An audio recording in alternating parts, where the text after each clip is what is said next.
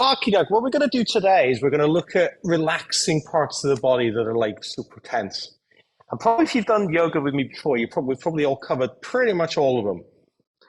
But we're going to look at them slightly differently. We're going to sort of start at the top and sort of work our way down. And what we're going to say with this is going to be there's going to be a fair bit of self-massage involved and breathing into this particular areas and all that kind of stuff. If at any point it sort of feels like that, because sometimes like touching maybe scar tissue or your hands or your scalp or your feet or something just doesn't feel okay, feel free to kind of not do it, do somewhere else, imagine that you're doing it, whatever feels comfortable. Everything's an invitation. We'll get going. I'm going to start with the scalp, probably one of the weirdest part of the body. So much blood vessels in the scalp, so many blood vessels in the scalp. Also loads of muscles. And you'd think, why do I need muscles in my scalp? Because like, it doesn't really move that much. But the muscles in the scalp are involved in sort of like the same as the hair. So if I make myself cold, your hair stand up on end. Each hair follicle has a little muscle underneath it. Your scalp has a lot of underlying muscles as well that make our facial expressions. We can lift our eyebrows, wiggle our ears, all that kind of cool stuff.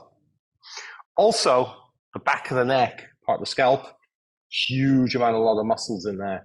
And kind of like that's another area where you get sort of headache because the muscles are tense and pulling on yourself. So let's give ourselves a little bit of a scalp massage, and I'll sort of highlight areas that are nice to massage and areas that are not nice to massage. Area that's not nice to massage, the temples. A lot of people don't like to touch the temples because it's a nerve plexus where a lot of nerve bundles come together in the temple. So I would say avoid that area. Typically when you're seeing like a clip part of somebody with headache, they're like this and they're massaging the nerves. But if you don't have a headache, you probably don't want to be doing that. Top of the scalp is a good place to start. So you put your fingers along the top of your scalp and give it a little bit of a massage with tips of the fingers. I've got my thumbs on the back of the head, giving a little bit of circles on the back of the head too. And as I'm doing this, I'm sort of imagining that I'm lengthening my neck up towards my fingers, and my fingers are sort of pulling on the muscles in the head.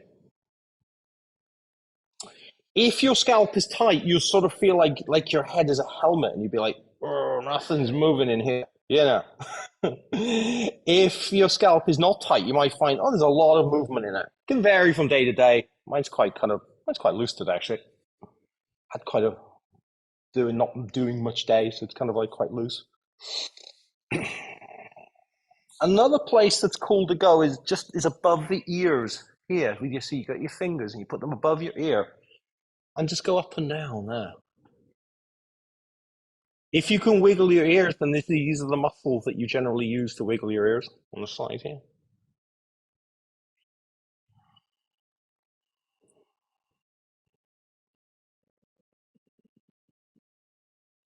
Then at the back, you've got the occipital ridge. So if you run your fingers or your thumbs along the back of your head, and then as you come towards your neck, you'll feel a little bulge just at the bottom of the skull, just before you get to your neck. So there's a bulge and another big bulge at the bottom of the skull. It's the first one that you're looking for. And generally what I like to do there is I'll run my thumb side to side there. So I'm pulling the muscles from side to side. And breathing.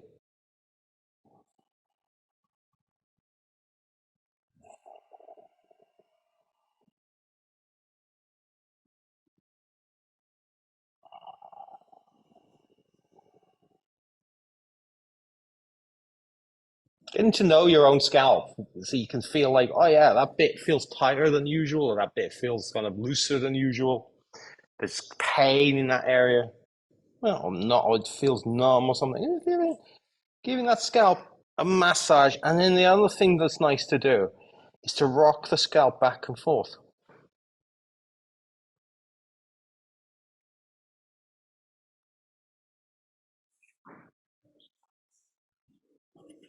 It's not your scalp making that noise.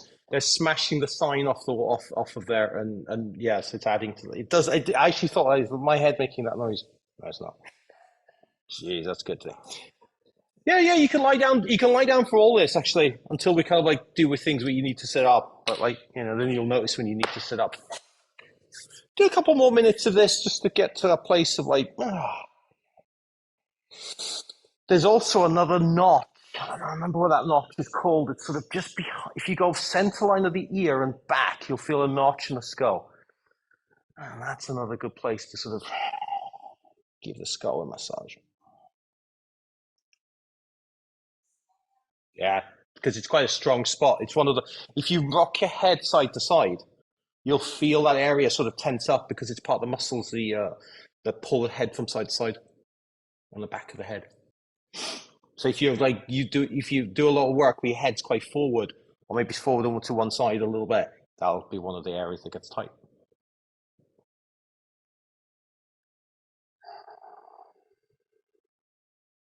Next thing we're going to do for this one, if you're wearing glasses, you need to take them off and I've just taken mine off for some preparation. Eye yoga. You think like, can you do eye yoga? What's kind of eye yoga? It's actually ways of sort of relaxing the eyes rather than just rubbing them. I mean, I used to be a big eye rubber when my eyes were tired. I'd rub them until I saw patterns like my grandmother's dress. Not a good idea. Uh, a better way of getting relaxing the eyes is to warm them up. And a very easy way of warming them up is to use your hands. So you rub your hands together until they get warm. And you give them a really good rub. You want to do this bit before you do any sort of like foot massage on yourself. Then once you finish rubbing your hands together and they're nice and warm, cup your hands and put them over your eyes. And you can have them over your eyes with your eyes closed or your eyes open. And breathe into that area behind the eyes, washing the breath around the eyes.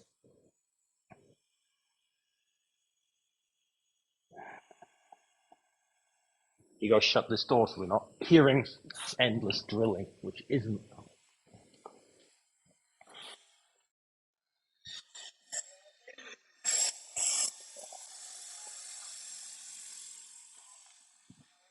If you want to warm your hands up a second time, give them a little bit of a rub again and then cup them over the eyes gently. If you're feeling sort of, you want extra warmth in your eyes, you can actually open your eyes as they're cupped over them.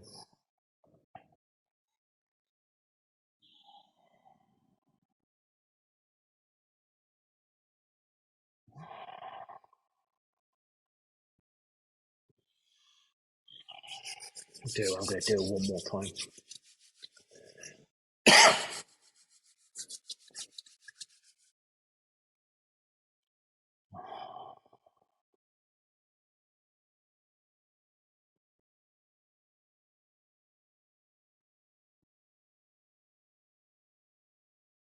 And then moving away from the eyes, maybe flicking them open, maybe fluttering the eyelids. Also, another nice eye exercise to do is to take the eyes in their full movement, side to side and up and down. So you can go from moving the eyes from one side and slowly moving them to the other side, and then back and forth, back and forth. Slowly as possible. If it feels very hard to move the eyes slowly, you can put your finger in front of your face and then use it to follow the finger. Your eyes are much easier following something than they are trying to figure that out themselves. And then there's also an up and down motion, so keeping the head level, move the eyes up and move the eyes down. Up and down.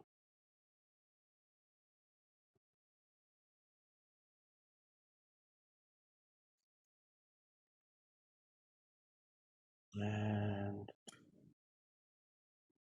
moving away from that one, moving away from the eyes. The jaw muscle. Go on each side. Let me focus on zoom here on one side. You can sort of, if you move your jaw up and down or side to side, you'll feel it. It's like a rubber band, quite a thick rubber band, just to the back where the back teeth are.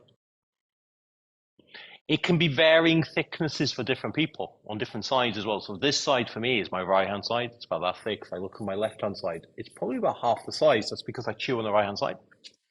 Well, you take your fingers, start off at the top of the muscle, just behind the cheekbone, and then drag down. Let the mouth open.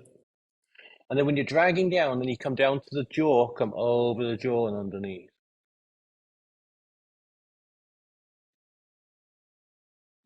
Doing long, slow strokes with this. You might feel saliva come into your mouth because there's a saliva gland there. Oh, that's okay.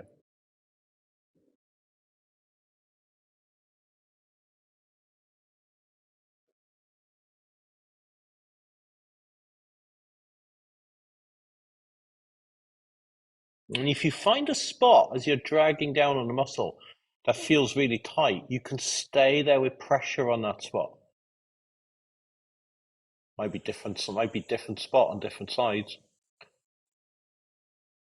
And keep that pressure for a few seconds. And keep on that whole motion.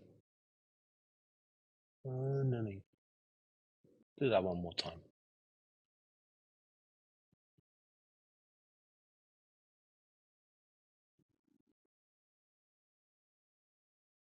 You can also go not just up and down, but side to side, almost like strumming a guitar. This is one to be a little bit more careful with because, you know, if you've got nails and you're like, you might scratch your face. It's good to use the pads of the fingers rather than the fingertips. Then you put it on the side and you go back and forth.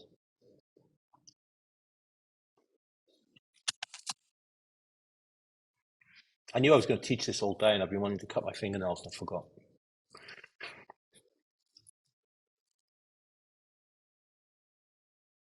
Do you know the sign that's outside that they haven't been able to get into for like 6 months because the lock is frozen solid on it, taking it all down?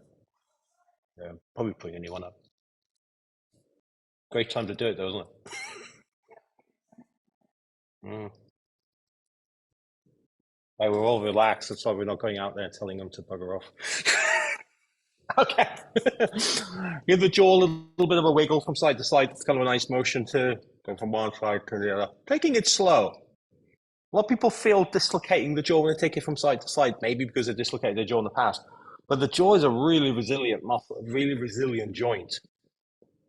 So one of the strongest for its size. It is the strongest for its size joint in the body.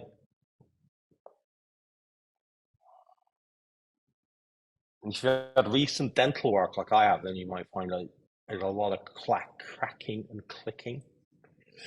These are also good exercises to do if you have something called TMJ, which is where your jaw clicks when you open and close. It's very common in people who've had braces or that kind of dental work. It can be that can be associated with facial pain. So all these ones we've done with the jaw are really good for that one, if you're feeling that one. Final one we're going to do with the jaw is moving the jaw back and forth. If you're trying to figure out how do I move my jaw back and forth, think about your bottom teeth and then bring them in front of the top teeth and behind the top teeth. So you're pulling your jaw back and forth.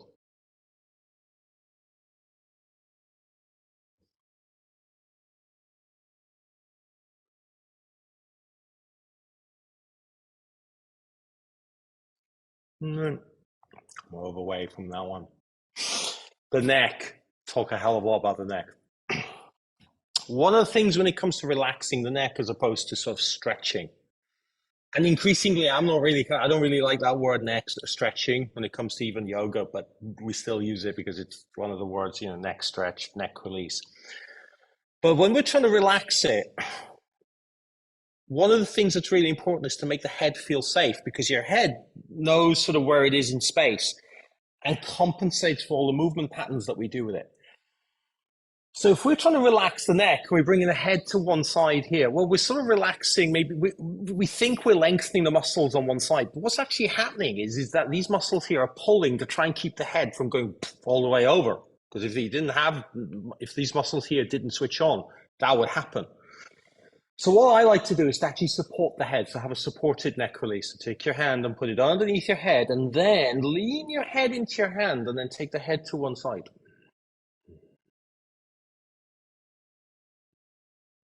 This way, even though the muscles on the side here, they're probably not like fully relaxed because they're like, hey, what's going on here? I don't fully trust this. He might move his hand away at any point, so we need to be ready to switch on.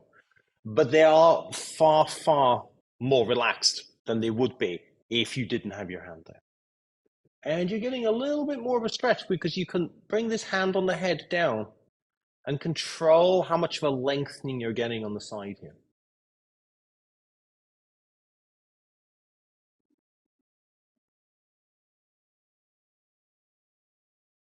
You can come back to the breath.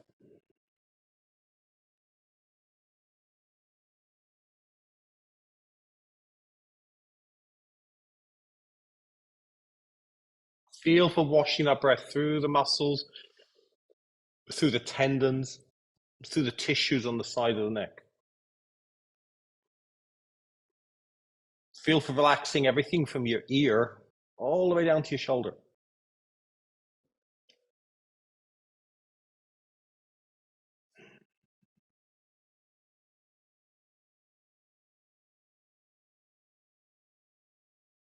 Relaxing your head into your hand and hand into your head. To come out of this, we're going to slowly bring the head up, really slow.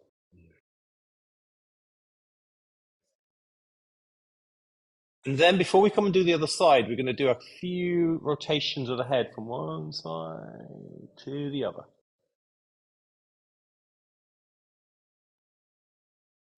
It's sort of the last thing we want to do when the aim is to sort of lengthen and relax and de-stress, is to be stretching a muscle by leaning your head to one side and then immediately compressing it by leaning the other way.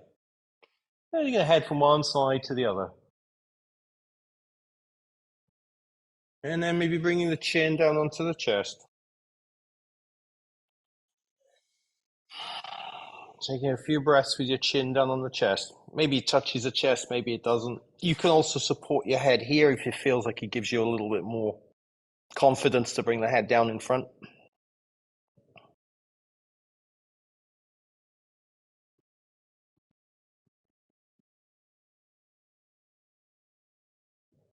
I always like to lift the head up with the hands here so that the muscles of the back of the neck get a little bit of a relax too. Now we're going to do the other side, so hand, other side of your head.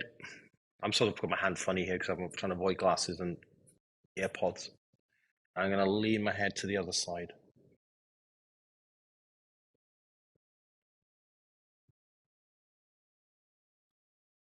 Feel as that breath is going in, as though you're feeling like it's washing through the muscles and tendons and tissues. And then everything from your tip of your earlobe all the way down to your shoulder is getting to that place of being as relaxed as it can be.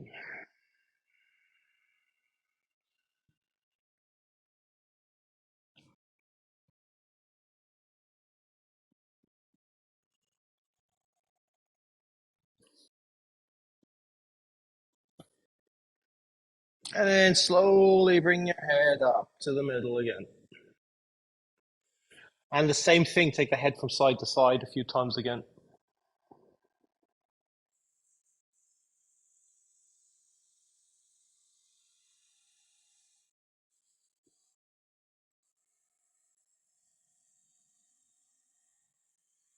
And then bringing it back to the middle. Shoulders. Two things we can think of with the shoulders is where your arms are in space and where your shoulders are in space when it comes to relaxing. I always talk about Kermit the Frog arms because Kermit had like those floppy arms, so he just didn't do anything with them. They're kind of like, if your arms are tense and you're making fists, then the whole structure is going to be tense. And the idea of trying to relax one spot doesn't really work. The other thing is the forward and back placement of your shoulders when you're trying to relax them. So I like to have them a little bit further back so the chest gets opened. Floppy arms, and then bring the shoulder blades down. Once you've found that floppy arm position, and then bring the shoulders back slightly, then we can think about the up-down movement. And the easiest way to release on the up-down is to use gravity to do it. And what I like to do, take a big breath in, always big breath, and then bring the shoulders up to the ear tips, the tips of my earlobes. And then sigh out and let the arms go. Ah. Do that a few more times. Breath in and then shoulders come up. And then breath in again, shoulders come up. And we're gonna lie down now because this is where it gets really cool.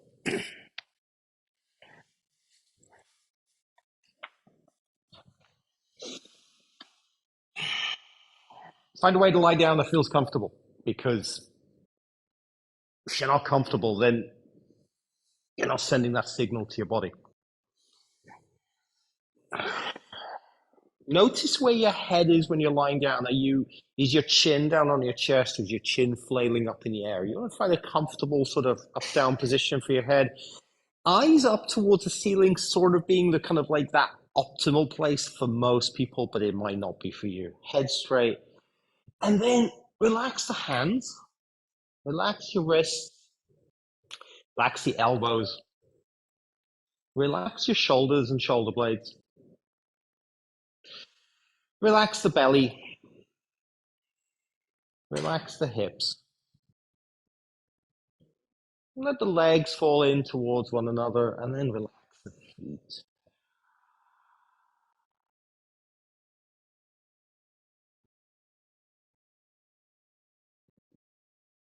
Feel for taking some long breaths in and even longer breaths out.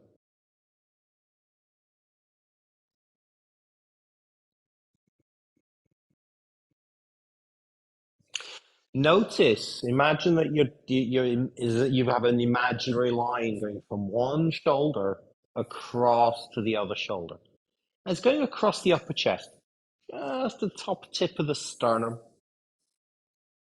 That's your breastbone. Across the top there. Now, I want you to imagine that that spot there, that line from one shoulder to the other shoulder, is relaxing, is lengthening, and is softening. And you might feel like the front of the chest sort of domes up a little bit as your shoulders come down towards the floor just a little bit more.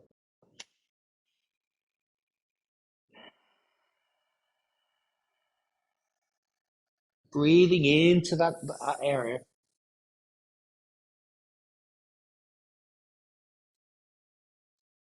And using the out breath, whatever way feels good. Maybe a sigh, maybe a long breath out, maybe a maybe whatever feels good.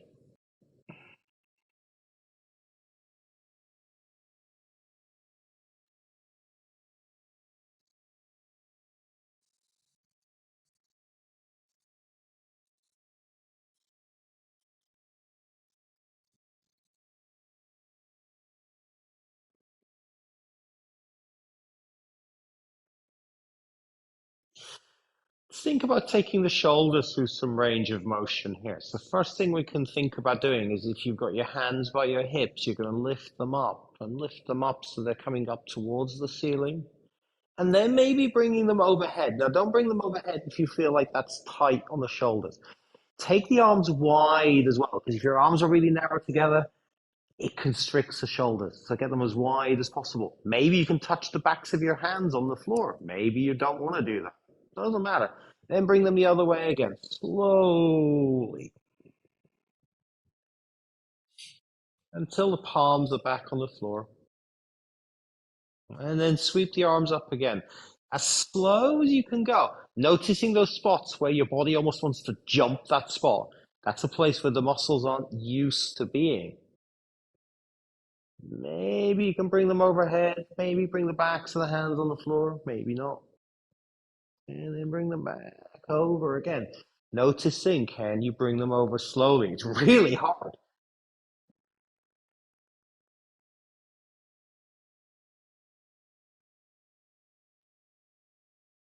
Do that very slowly a few more times.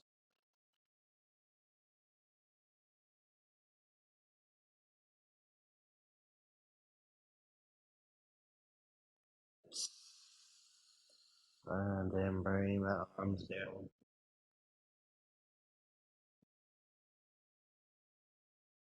Coming back to the breath at this point as being the most important thing.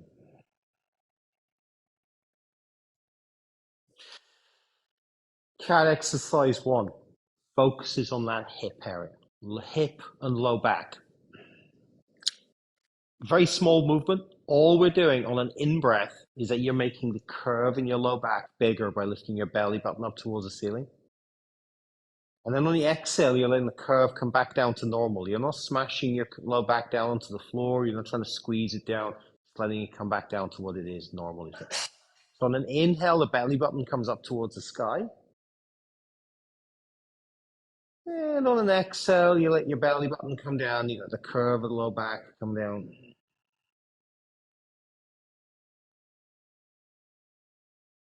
Doing that a few more times.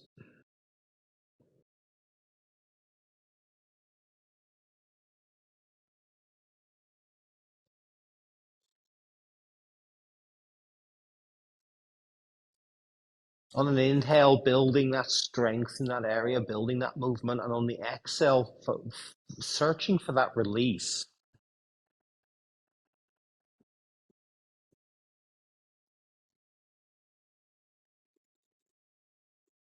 And if you can do this where your hands are relaxed, your elbows are relaxed, your shoulders are relaxed, your head's relaxed, your chest's relaxed, and your belly's relaxed, and even better.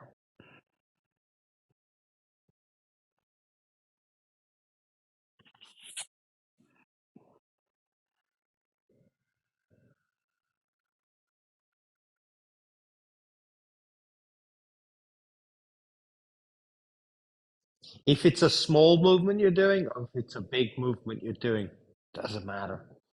Focus on it being awesome. And focus now on your low back relaxing. You've gone from movement to stillness.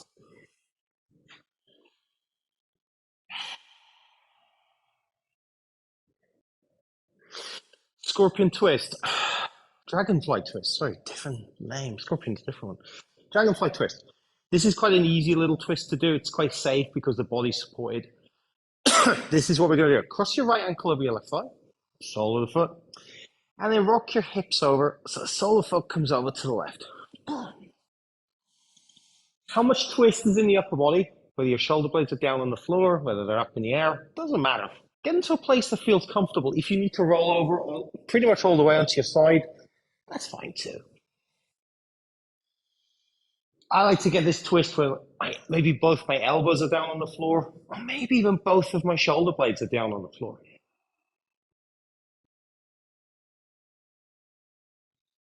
And what I like to do here is to breathe into the belly and feel like that as the belly expands, there's some tightness in there. And as the belly relaxes and releases, I feel the muscles and tendons and organs in the belly area relaxing too.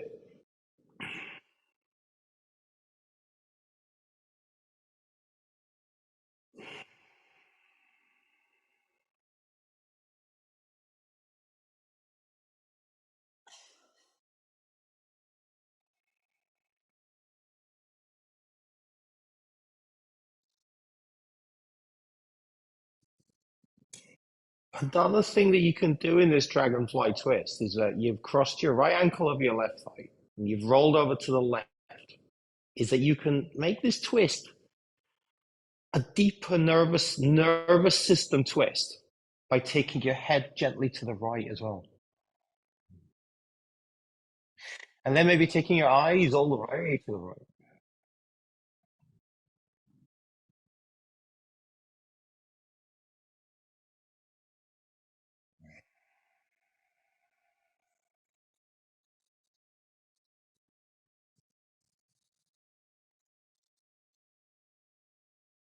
And then bring your head back to the middle. Unhook your leg, bring your knees up to the middle. Rock from side to side a little bit. And then gonna go the other way. Left ankle over right thigh. Step one. Left foot rolls over to the right to come onto the floor. Step two. Step three, get your shoulders and elbows in a position that feels good. Step five, take breaths into the belly. And then the final step, if you feel like you want to take this deeper, is to gently roll the head to the right, to the left, sorry.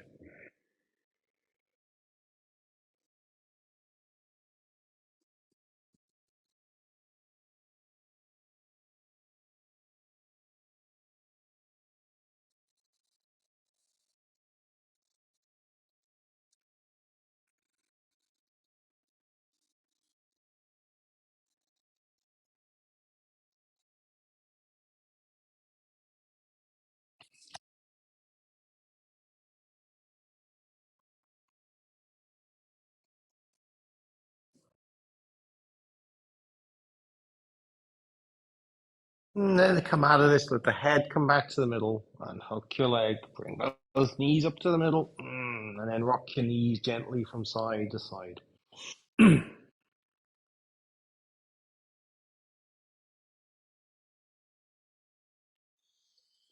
We're going to work on the legs very briefly here. And with the soles of your feet on the floor, notice that if you can push your feet away or pull your feet towards you very gently, you're not going to do it too hard here, that you can feel different muscles switching on in your legs. You can also rock your knees from side to side, push your feet from side to side. But notice as you push your feet away with them flat on the mat, that you feel muscles switch on. And then notice as you try and pull your feet towards you with them still stuck on the mat, different muscles are switching on.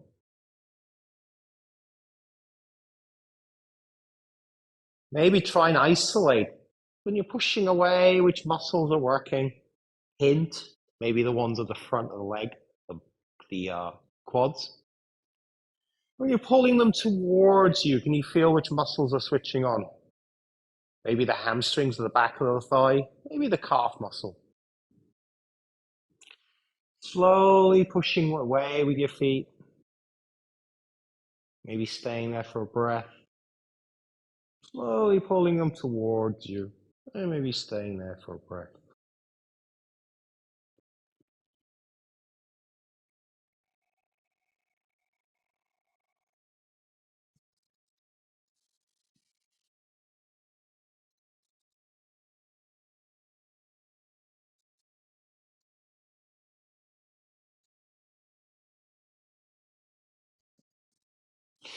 This is a good exercise, a good little sequence. If you feel like your back of your legs feel tight, your calves feel tight, is to move from this pushing the feet away from you against the floor to pulling them towards you against the floor. Because this way, rather than just trying to stretch out the muscle, you're actually, there's a stretch reflex in the body that when one muscle works, the opposite muscle has to release.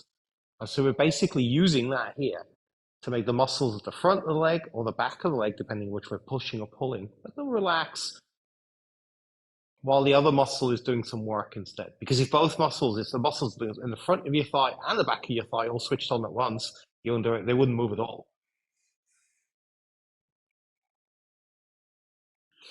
Then coming down to the feet for a second here. Feel your feet on the mat. Maybe give them a little bit of what can I say, stroking your toes on the mat. Maybe lifting and spreading the toes and feeling the sole of the foot stretch. Letting the toes all relax. And then maybe stroking the toes again on the mat. Lifting and spreading them. Relaxing the feet. Stroking the toes on the mat again. Spreading the toes and lifting them. And then relaxing. Let's do that a few more times. If you get the order wrong, doesn't matter.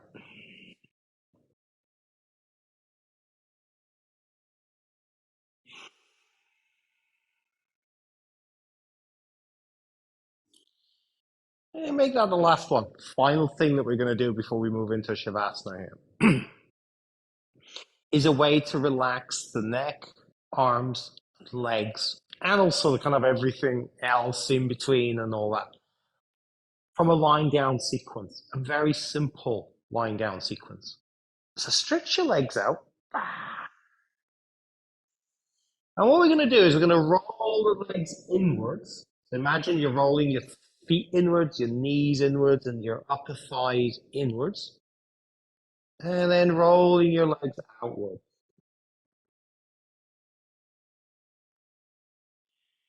Rolling them in and rolling them out.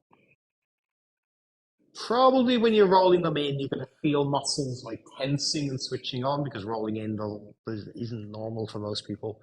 And as you roll them out, you're going to feel like there's a release. That outward rotation is usually a relaxed position in the lying down position for people.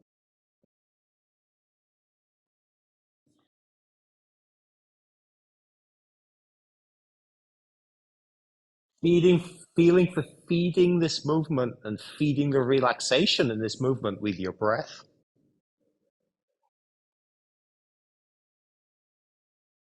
And feeling each time with every exhale that you're sinking just a little bit deeper into your mat.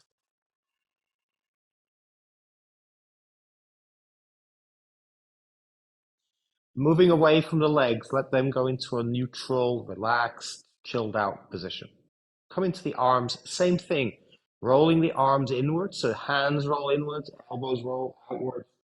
And you're feeling your shoulders maybe lift up off the mat just a little bit. And then roll the hands outwards, elbows roll in, palms maybe up towards the ceiling. Rolling the arms along the floor inward and outwards. Inwards and outwards. Inwards and outwards. Do that a few more times, making this movement as cool for you as it can be.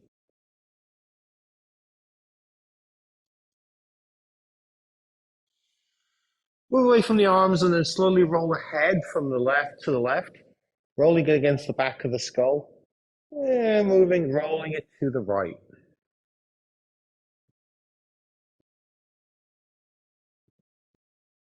Rolling it one way and rolling it the other.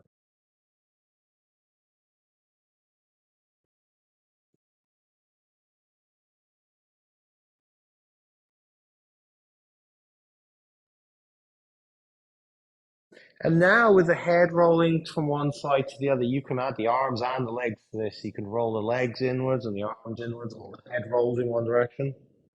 And then roll the arms and legs outwards, while the head rolls in one direction.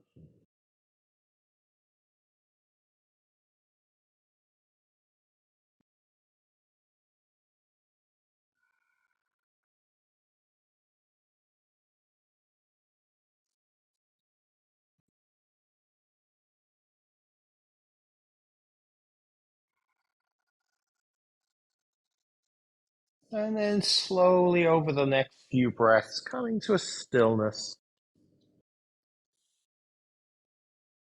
And this is where you can choose a Shavasana for 2 minutes. 2 minutes is what we get. Sitting up, lying down, lying in front, legs on the ball, legs up the wall, all that stuff. And the whole idea of this Shavasana is to give you space to bring stillness into the body and to feel maybe some of the work that we've been doing over the last 40 minutes.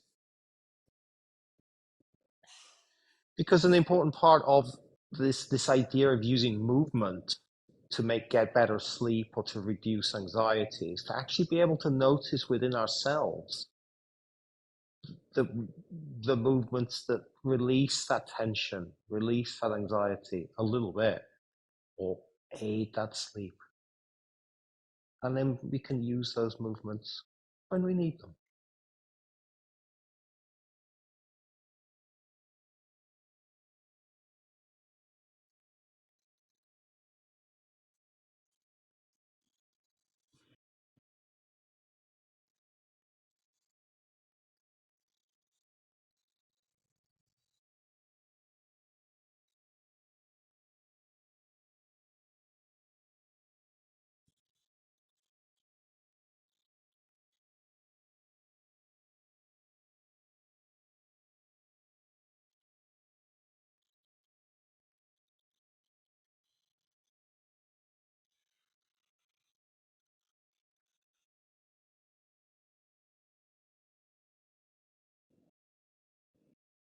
Slowly start to bring movement back into the body.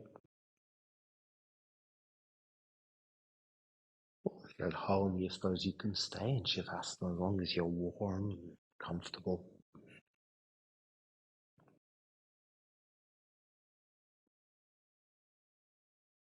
And noticing, making this transition from stillness to maybe movement and then maybe sitting up. See if you can make it as relaxing and relaxful for the body as you can, so that you're making these movements as easy as possible. Getting up off the floor isn't easy, but there's ways of making it a little bit easier. I like to roll over onto one side, bring my knees up to my chest, and then maybe using my hands on the floor to walk myself up.